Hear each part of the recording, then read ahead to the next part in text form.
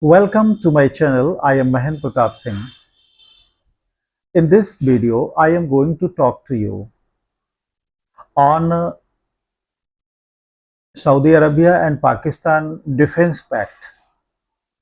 As you know, on the 17th of this month, 17th September 2025, a pact, a deal was signed between the two countries, Saudi Arabia and Pakistan.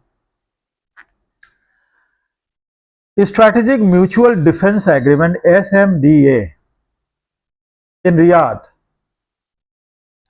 by Saudi Crown Prince Mohammed bin Salman and Pakistani Premier Shehbaz Sharif with Field Marshal Asim Munir in attendance. It means they met in Riyadh and they agreed to carry forward a deal which is called a Strategic Mutual Defense Agreement. As I want to remind you here that there are some commonalities between the two countries, Saudi Arabia and Pakistan. The first commonality is that of religion. Both are the Sunni Islamic followers. The regimes are quite religious in their nature, and this is the first common ground on which the relations are going to stand.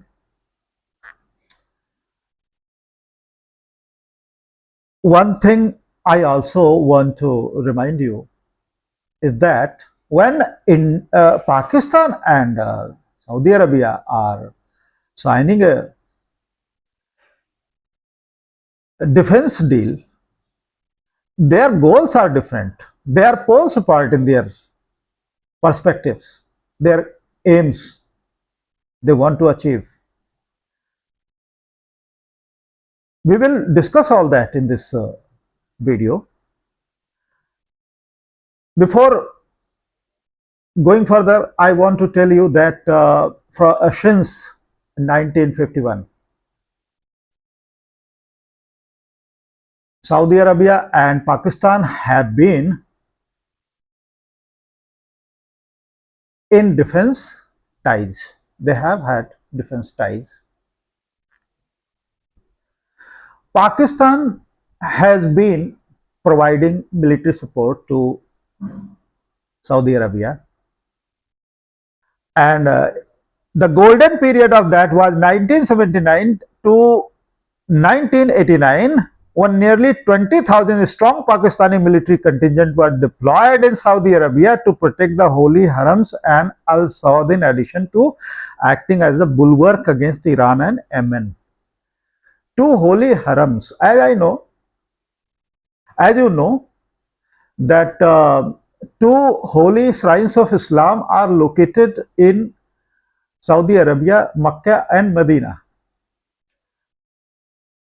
It is a global hub for religious pilgrimage of the Islamic followers. They pour in from different parts of the world, and the harams are sacred places to be protected as a priority by the government.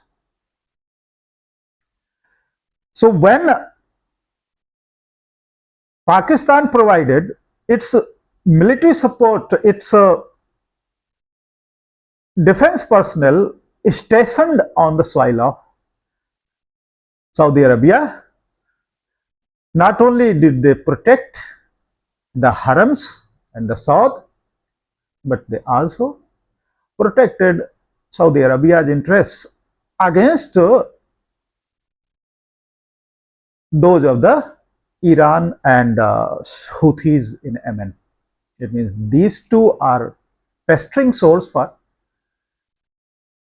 Saudi Arabia. Iran is a Shia dominated region, Shia dominated regime, and there has been no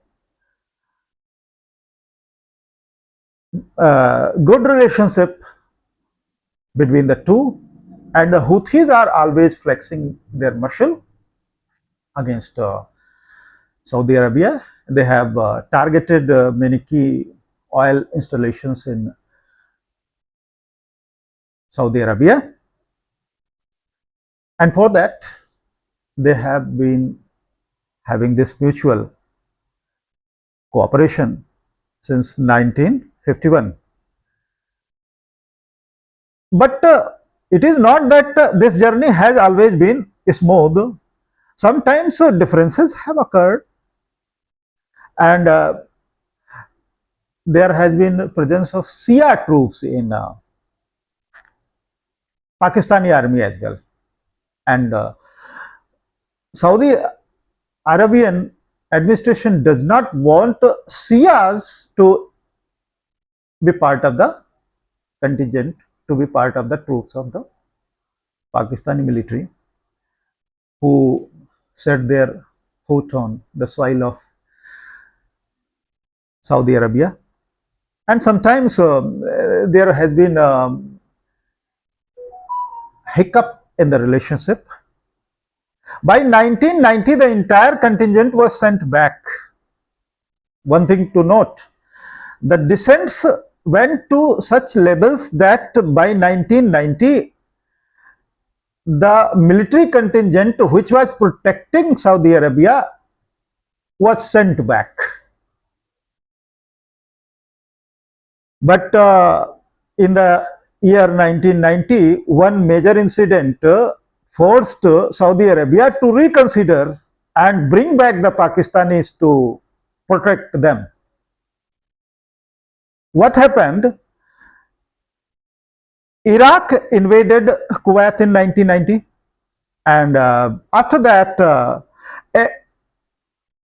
after a few years passed, Yemeni civil war started in 2015. In the very same year, 1990, after the Pakistani military contingent was sent back to Pakistan, when in 1990 Iraq attacked Kuwait, they requested them to come back, but Pakistan declined Saudi call for deployment, and it was much to the chagrin of Saudi Arabia.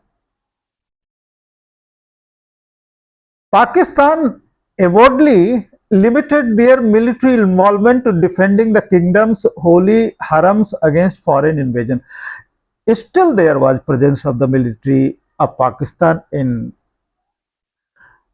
Saudi Arabia, but it was not protecting them on other fronts. They were only protecting their holy harams, that two holy sites of Islam. One thing to note here, now the two countries have come close to ink a defense deal, SDMA. It is also supposed that America is brokering this kind of a deal and pact. America is brokering this kind of a deal and pact. In the current case, if you follow the chronology, what happened on June 7th? Mr. Sharif and Field Marshal Asif Munir met the Saudi Crown Prince in Riyadh to announce the bilateral strategic cooperation. They met in Riyadh. Asif Munir, Sabah Sharif, and Saudi Crown Prince, they met in Riyadh and announced that they are going to have strategic cooperation. And after that, on June 22, with Iran-Israel air war raging, US President Donald Trump hosted a private lunch in the White House by Field Marshal Asim Munir. It was the first time that Asim Munir was invited to the Oval Office, which means White House, by Trump administration. It is said that here the thing was set, and Pakistani mind was brainstormed to accept the reality that without a peace deal or a defense pact, not peace deal, a defense pact with Saudi Arabia, it is going to be very tough for them. It means there is a backing on the part of the US administration to enter into this kind of a pact, enter into SDMA, and that is why the two countries have signed their SDMA. It is believed one of the many perspectives. I am just exploring many perspectives, and it is one of them. One thing to note here is that the US administration believes that Pakistan has a smart key to many troubles in West Asia. Pakistan is a cash-strapped nation. Its economy in the decline. It is begging from one place to another, one country to another for financial assistance when it is in foreign debts and repayment is impossible. IMF loans and many things you already know. They need money. Saudi Arabia doesn't have the manpower to have a big army and have a big infrastructure, defense infrastructure. It doesn't have missiles and sophisticated modern weaponry. That is why it depends on the USA to defend it against aggressions of its enemies like Houthis and Iran and other countries. Actually, since the oil became a key commodity in running the economies of the world, since it was discovered as a black gold, it was a boon for the West Asian countries. The attraction towards the West Asian countries of USA started from there, and it has been intervening in many of its affairs from time to time. As you all know, history is a long, there is a long history of that.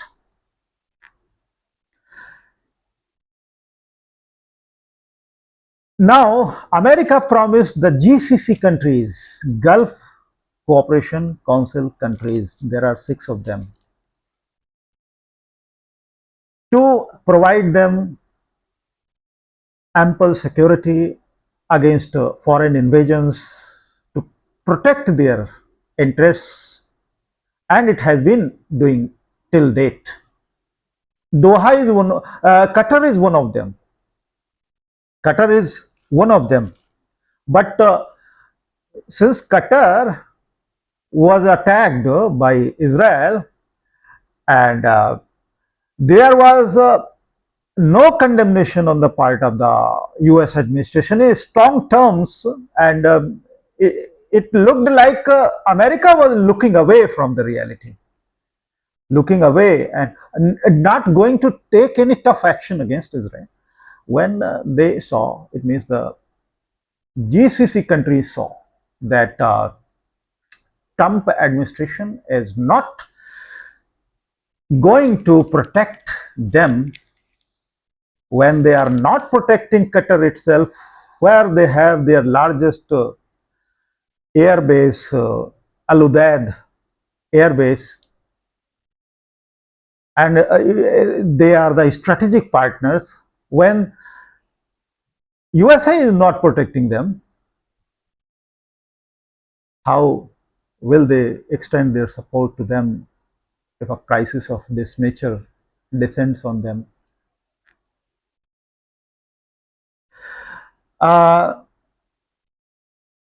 he is known to have demanded that the US fulfill three prerequisites for Saudi recognition of Israel: a binding bilateral defense agreement, access to nuclear technology, and state-of-the-art American weapon system. One thing I want to make clear, that America has always wanted to keep Israeli relations with its neighbors quite smooth and good. It has always tried to bring about a kind of a change in perspective and enhance the acceptability of Israel in the affairs of the other nations. It has always tried that. I want to mention here Abraham Accords. Before attack on Israel on 7th of October 1923, Abraham Accord was near finalization. According to this accord, there were certain conditions on the part of Saudi Arabia and certain conditions on the part of Israel and America. Israel and America were going to extend their defense umbrella and defend Saudi Arabia, give latest technology, defense technologies, and in return, Saudi Arabia had to concede to the demand of recognizing Israel. Israel has not been recognized yet by Saudi Arabia. They were going to grant recognition to Israel in this Abraham Accord, but after the attack on 7th of October 2023, the it was derailed. It was derailed and went to the backdrop.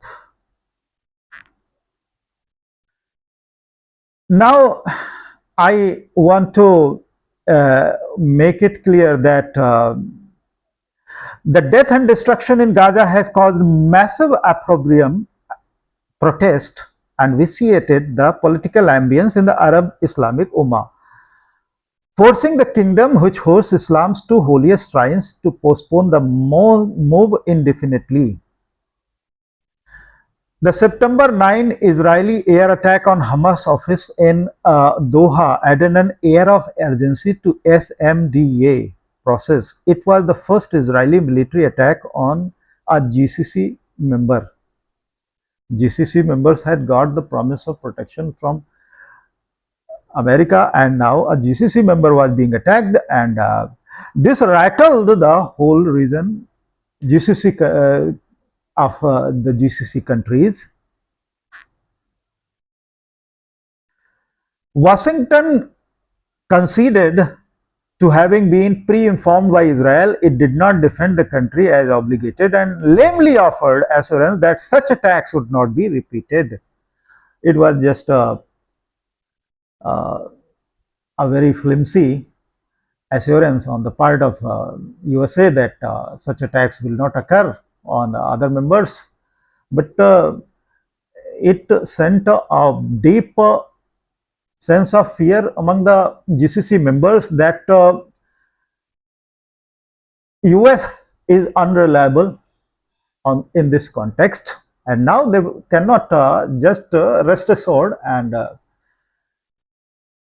leave it to fate, their defense to fate. Because the episode dented the credibility of the US security assurances to the GCC states, including Saudi Arabia. Saudi Arabia cannot go to Turkey for defense. Saudi Arabia cannot join NATO. From where will it garner its defense? From where will it be defended. Which country can suitably fit as a defender of Saudi Arabia? And it was a chosen choice that Pakistan is the best suitable option for them to do the job. Those who are vulnerable, those who are needy, and those who are powerful, sometimes they can help each other, one another, and carry on their mutual interests. And this is what has happened in this case as well in the agreement SDMA, Strategic Mutual Defense Agreement between Saudi Arabia and Pakistan.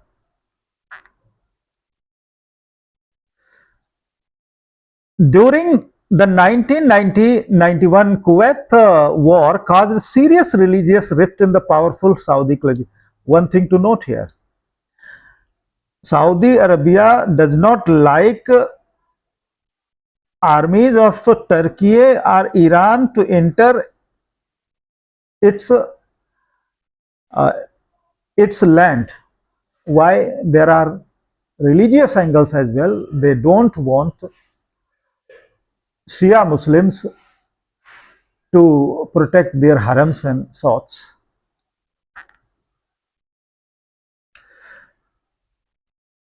Third, Pakistan's strategic tie-up with China, yes, it can be irksome to Saudi Arabia if it is so deep, and it's actually deep relationship with China.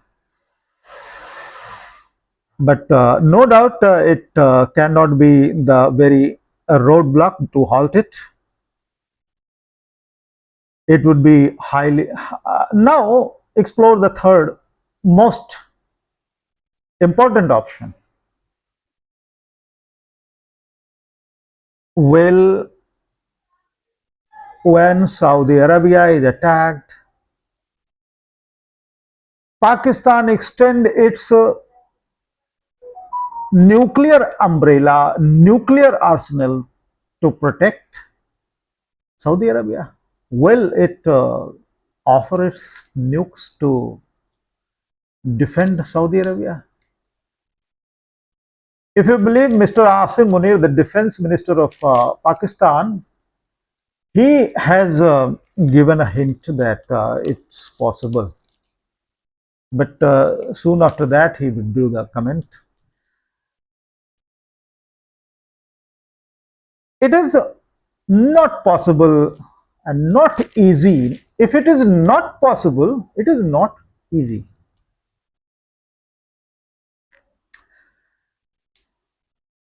And let us also know on June 25th, 2025 war, Pakistan generals reportedly promised to extend a nuclear umbrella to Iran against Israel, only to swiftly. They have also done that.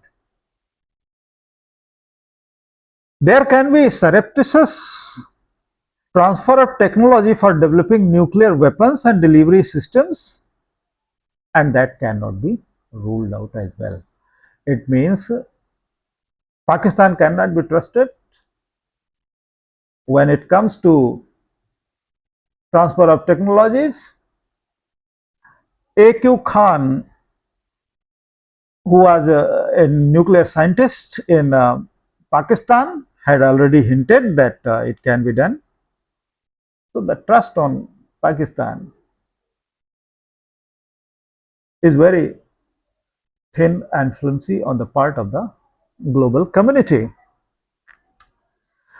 SDMA is likely to presage smaller Pakistani footprints in Saudi Arabia than the past involvements. Yes, this is a beginning, and the umbrella will stretch to a large extent, but this is just a beginning. The foots are being set. The two nations are marching forward, and it's a new move and a novel beginning. Let us understand different goals of the two countries. So far as Saudi Arabia is concerned, they want protection against the countries like Iran, Turkey, to some extent, Houthis. They are posing threats to Saudi Arabia. They want the Pakistani army and through this SDMA to be protected from such enemies and such quarters, such hostile neighbors and hostile groups. When we judge this parameter for Pakistan, Pakistan is not interested to come in help of Saudi Arabia against Iran or against Houthis or against other regimes in the region. They are not interested in that. What Pakistan is interested in is if this deal is signed, this agreement says that aggression on one country will be deemed to be the aggression on both the two countries. Pakistan is attacked from time to time by India, surgical strikes and direct military raids on the terrorist camps in Pakistan. They are a reality. Hostilities between the two countries cannot be hidden. Saudi Arabia is a good Indian partner of India. We have invested in both the two countries. This cannot be supposed to be a goal in mind of Saudi regime.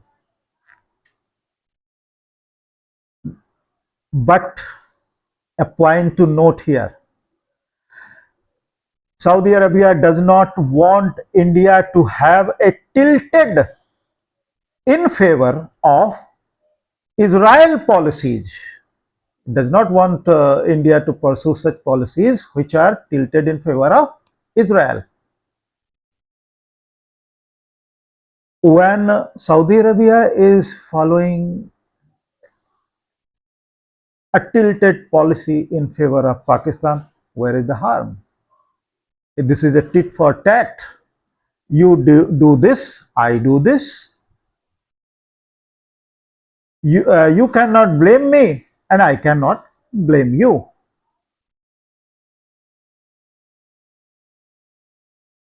Pakistan is not interested in attacking Iran or in attacking Yemeni regime or in attacking the other countries, uh, Houthis, Hezbollahs. They don't they are not interested in that. They just want to contain India, to keep India in control. Their aim is just that. And also there is an aim to contain Afghanistan as well. Its belligerence is also well known. I suppose you know that. So the paths of the two, the goals of the two are poles apart. They follow their own goals, and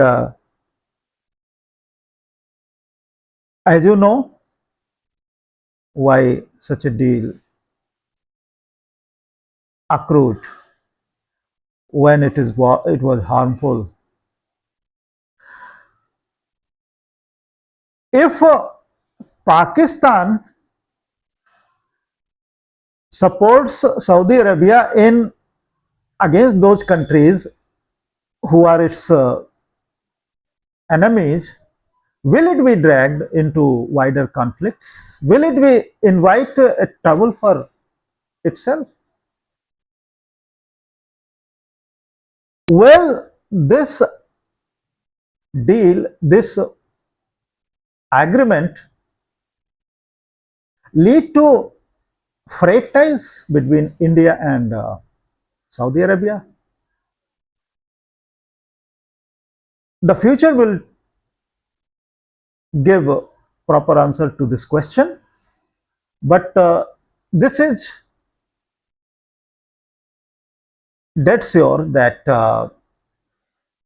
from here the course will be decided on how this deal actualizes, how this deal is carried forward between the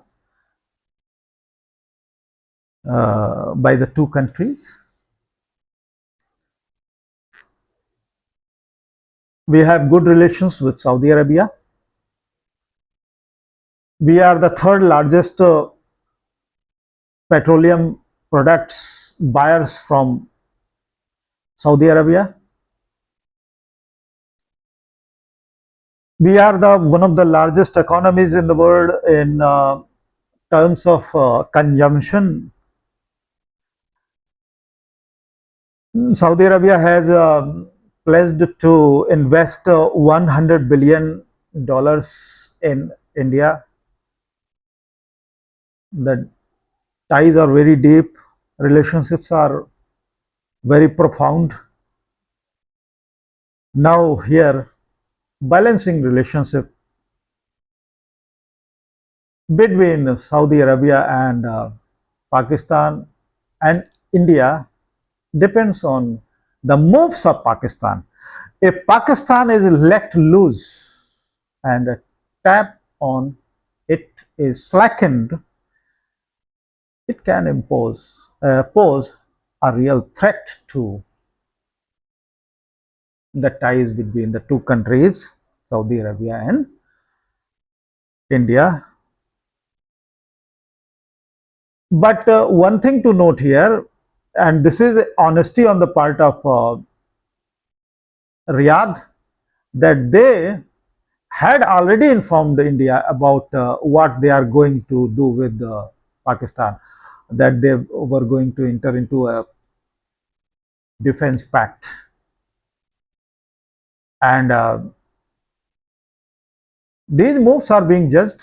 One thing to note also is that there have been